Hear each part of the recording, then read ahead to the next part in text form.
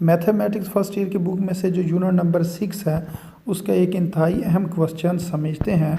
और ये जो पीडीएफ नोट्स हैं इसका जो पेपर नंबर 3 है उसका ये क्वेश्चन नंबर 4 का फर्स्ट पार्ट है जो सिमिलर क्वेश्चंस वाला पार्ट है।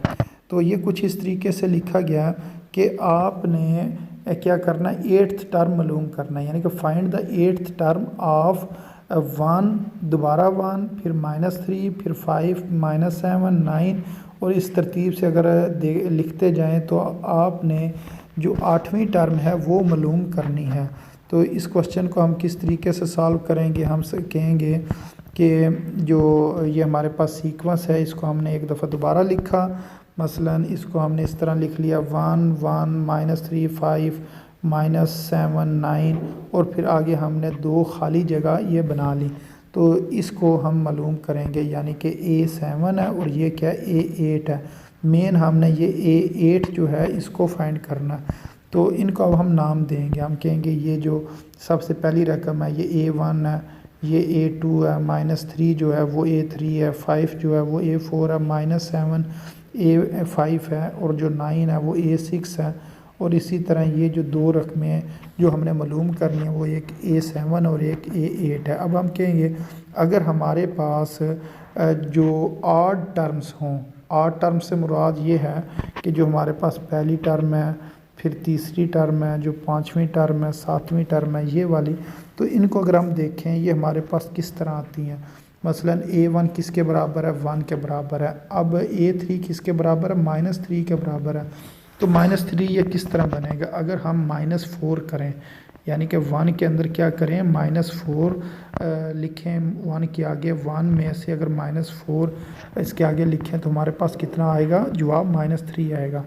अब हमने A5 मालूम करना है, तो A5 किसके बराबर है, -7 के बराबर है। तो -7 किस तरह बनेगा, अगर हम A3 -4 करें तो A3 किसके बराबर है, -3 के बराबर है। इसमें से जब -4 करेंगे तो ये कितना बन जाएगा, -7 बन जाएगा। अब हमने A7 मालूम करना है। A7 मालूम करने के लिए जो उससे पिछला नंबर है, यानी कि जो A5 है, A5 -4 लिखेंगे। A5 किसके बराबर है, -7 के बराबर है। जब आप -7 -4 करेंगे तो वो कितना आ जाएगा, -11। तो इसका मतलब ये है कि इस जगह पर कितना आ जाना है, -11 आ जाना है।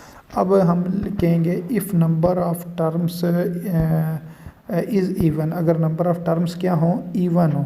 तो इवन कौन कौन सी है, A2 है, फिर A4 है, फिर A6 है, फिर A8 है। तो इनको अगर हम देखें तो हमें ये पता चल रहा है जो सबसे पहला नंबर है जो कि A2 है वो किसके बराबर है जी, 1 के बराबर है। वो इस जगह पर लिख लिया। अब 1 से 5 बनाना है, तो 5 किस तरह बनेगा, अगर हम इसके अंदर +4 करेंगे तो इसका मतलब ये है कि A2 में जब आपने 4 को ऐड किया तो वो कितना बन गया, 1 + 4 यानी कि 5 बन गया। अब 5 के बाद क्या लिखा हुआ है, 9। तो 9 किस तरह बनेगा, यानी कि जो A6 है वो 9 किस तरह बनता है, अगर हम A4 के अंदर 4 को ऐड करें, यानी कि 5। A4 का कितना आंसर आया था, 5 आया था। 5 के अंदर जब हमने 4 ऐड किया तो वो कितना बन गया, 9 बन गया। अब हमने A8 निकालना है। A8 किस तरह निकलेगा, अगर हम A6 में 4 ऐड करें। A6 किसके बराबर है, 9 के बराबर है। तो 9 में जब हम 4 ऐड करेंगे वो कितना बन जाएगा, 13। तो इसका मतलब ये है कि जो 8वीं टर्म है वो किसके बराबर है जी, 13 के बराबर है। और जो 7वीं टर्म हमने जो इधर निकाली थी वो कितनी निकाली थी, -11 निकाली थी।